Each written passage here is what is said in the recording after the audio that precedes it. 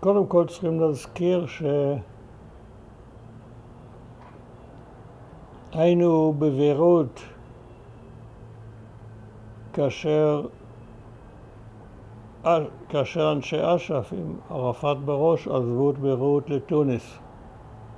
אנחנו שכבנו על הגג של אחת המחסנים בנמל ביירות, וראינו את כוחות אש"ף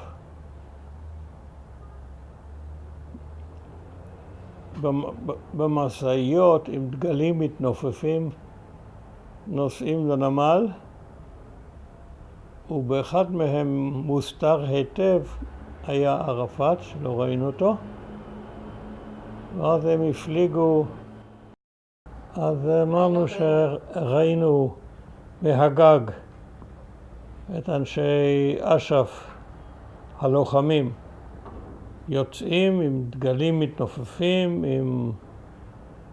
על נשקם, והם ראו בזה ניצחון גדול, שישראל לא הייתה מעוניינת לתת להם לצאת, אבל האמריקאים כפו את זה על ישראל.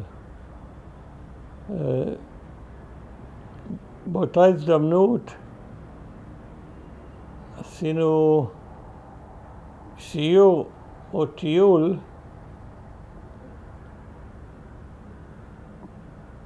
מסביב לביירות, מחוף אל חוף.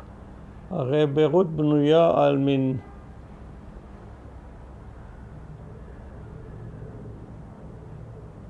בליטה כזאת בין הים לבין המפרץ, כמו חיפה בערך. ונסענו מחוף אל חוף, דהיינו נמל התעופה שהוא על החוף המערבי, חוף הים התיכון, מסביב אל הנמל שהוא כבר בתוך המפרץ, כמו חיפה, מאוד דומה לחיפה. ונסענו מעמדה לעמדה, בין השאר ביקרנו במוזיאון ביירות, מוזיאון חשוב של עתיקות, וקיבלו אותנו בשמחה גדולה. כולם היו סקרנים איך נראה ערפאת באמת ומה הוא אמר וכו'. ושתינו קפה איתם. כשירדנו היה שלט גדול, אבנרי הביתה, שאחד החיילים שם, והכל היה ככה ברוח טובה, הייתה אווירה של שמחה.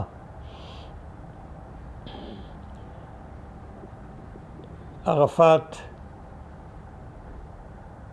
עבר לתוניס,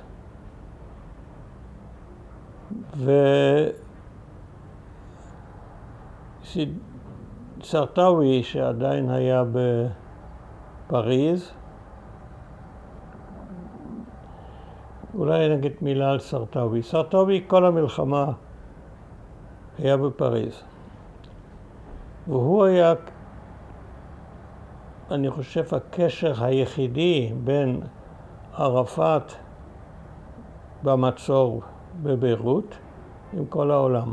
הכל הלך דרך המשרד של סרטאוי.